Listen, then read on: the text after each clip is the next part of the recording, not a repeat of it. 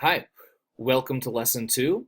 In this lesson, we will be covering Chapter 2 of the Jensen book, uh, Deciding When to Challenge the Status Quo. So, we'll be covering a couple of steps that you should go through before you start taking on any kind of policy project. So, the first thing that you need to do is be willing to analyze your foundational beliefs. Now, all of us come into this world with different experiences, different cultures, religious affiliations, and ideology. And all of these things come together to give us our own unique perspective on things. You'd be surprised at how often, though, that we're wrong, and that what we are fighting for might be based on uh, bad beliefs or on myths that aren't necessarily true. Um, so it's worth always critically analyzing our own systems of thought because our own systems of thought are going to highly influence the way that we approach policy. And it influences the way everybody approaches policy. So we start with our personal experiences, our upbringing, our parents' beliefs, our social class, religious background. All of those things are going to influence the way that we view the way the world should be. Our culture influences in a huge way the way we think the world should be. Religious affiliation often makes a huge impact. Our political ideology makes a huge impact. And it works in a couple of different sections. So, starting off, we all have different core values because of our own unique experiences. And those values aren't always going to be reconcilable. We won't always be able to get the idea of equality and superiority to mix well, to reconcile with each other, right? We believe as Americans in being superior, right? We're the best country on earth, but we also believe in equality um, for us and for all people. And what we find is that the principle, our value of superiority, trumps often our value for equality. We believe that some people are superior than others, or as some people have put it, we believe that all men are created equal, but some are created more equal than others. That's a joke. Anyway, our background, our culture is going to help us define what we believe social problems are. It's going to help us define what we believe the government is and what it should be and what its purpose should be. It's going to influence the way we believe private markets and how corporations should be run. And it's also going to view, it's also our culture and our background are also going to influence our views of the safety net and human nature. And one of the things that we find is all of these ideological differences play out in our political reality and our political landscape. So if we were to look at our country currently, it's really a very polarized country. We have, on the one hand, we have the liberals and the Democrats who have gone even farther to the left in the last 20 years. And then we have the Republicans who have gone even farther to the right in the last 20 years. And what we find is that, of course, we have total, utter gridlock in Congress. Uh, the president has all kinds of goals and plans, and yet if Congress doesn't act, nothing happens. And it's almost a moot point to keep fighting the issue. Um, Democrats have continued to become more liberal, and they've even created an even more liberal offshoot called the Occupy movement, whereas on the Republican, on the right side, they have created even more um, right-leaning groups such as the Tea Party and libertarians.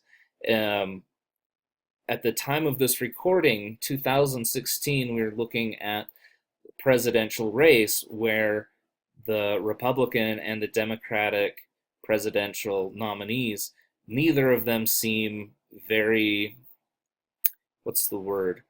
very appealing to most of the general public, which is interesting because it may be in this year that third and fourth party candidates from the Green Party, which is an even more left-leaning group than the Democrats, and the Libertarian Party, which is a more right-leaning group than the Republicans, may actually end up having a huge influence in the way that the presidential elections go.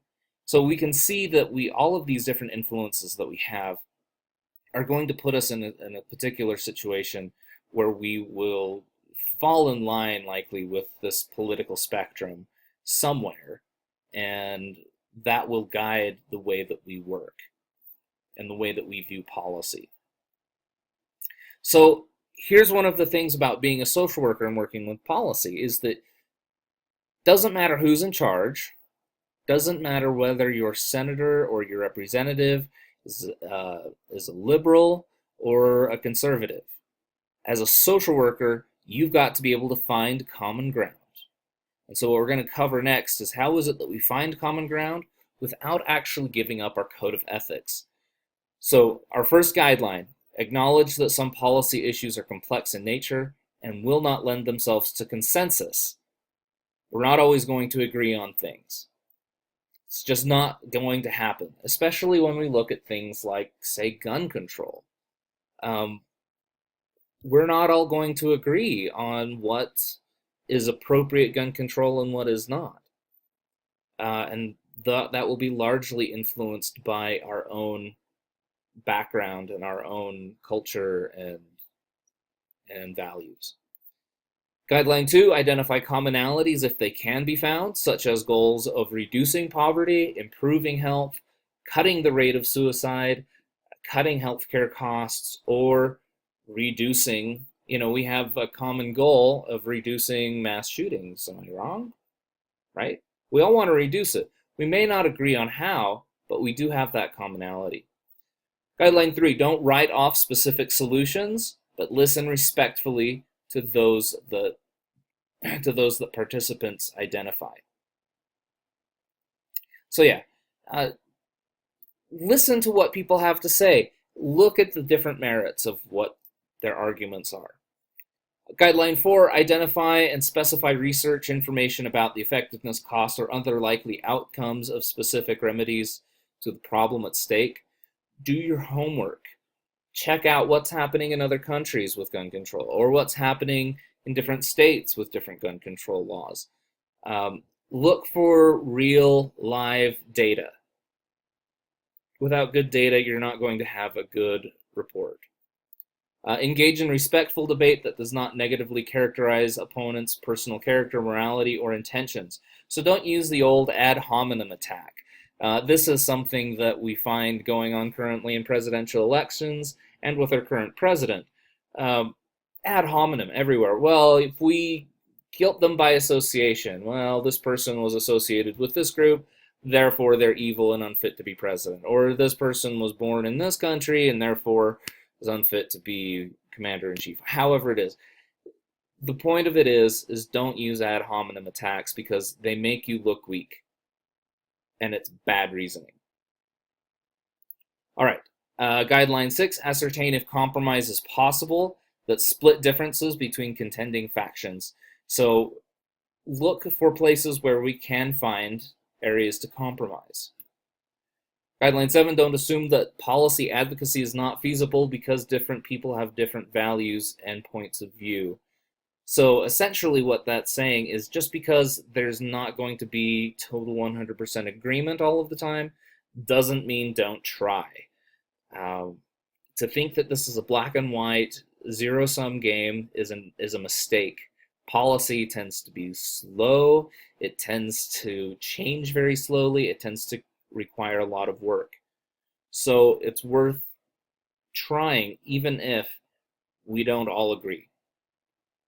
And then finally, don't violate the NESW Code of Ethics by conceding its key points to persons who do not honor its provisions. As a social worker in training, you are obliged to support the rights, opportunities, benefits, and services that enhance the well-being of vulnerable populations. Wait, who's a vulnerable population? Let's go into that really quick. We want to expand choice for all people. The code, the NASW Code of Ethics, uses the adjectives disadvantaged, oppressed, and exploited to describe vulnerable populations, and social workers should act to prevent and eliminate domination of, exploitation of, discrimination against any person, group, or class on the basis of sex, ethnicity, national origin, color, sexual orientation, age, marital status, political belief, etc., etc., etc. Keeps going. Here are some of the ways that we identify our 16 vulnerable populations. They have to have a considerable history of discrimination in interpersonal relationships, families, or communities. If you married someone who is not of your own race, how did your family receive them? That would be an instance of discrimination or vulnerability. A considerable exposure to verbal and or physical assault, considerable denial of opportunities in education and employment, considerable economic deprivation, health and mental health deficits, considerable opposition to programs and policies meant to improve its economic status and legal status. Now, it's really easy to think that, oh wow, those are all terrible things. They wouldn't exist in our society. The reality is that they are facts. They're not just theories, they are facts. If you were to look at some of these populations and see whether or not are these people more subject to verbal or physical assault, we find that yes. We find that especially in racial minorities, we find it in sexual minorities, they're much more exposed to that kind of thing. They're also denied opportunities in education and employment. They often suffer economic deprivation. While that's not true across the board, it is true in many of these cases. Here's a list of our 16 vulnerable populations. So a lot of these are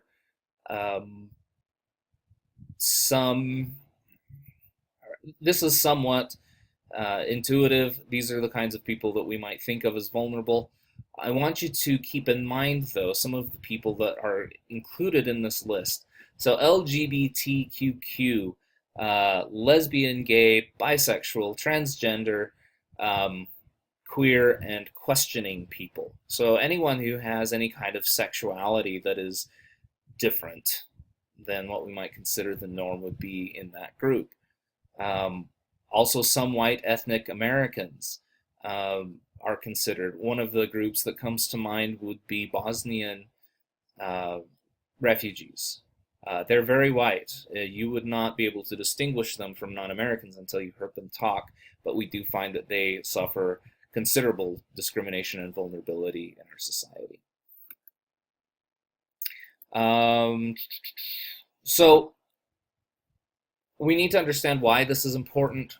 Our social policies are needed to help protect everyone. Imagine an American society or any society where we didn't have our safety nets, where we didn't have a minimum wage, where we didn't have civil rights laws, where retirement was funded exclusively by yourself.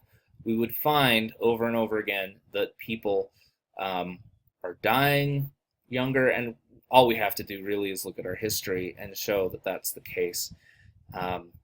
Regulations and policies are there typically for a reason, and they do benefit society, and they benefit especially vulnerable populations. So finally, we need to discuss when do we initiate policy advocacy. We're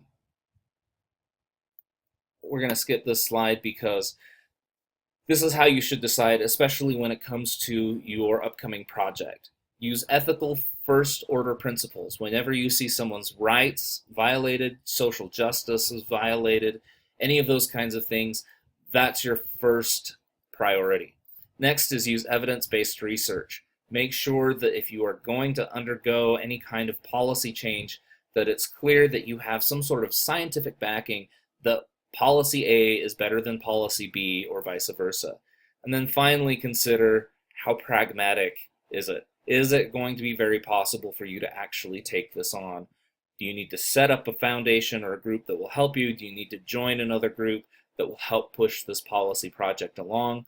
All of those are viable options. Keep those things in mind, though, when deciding on your project.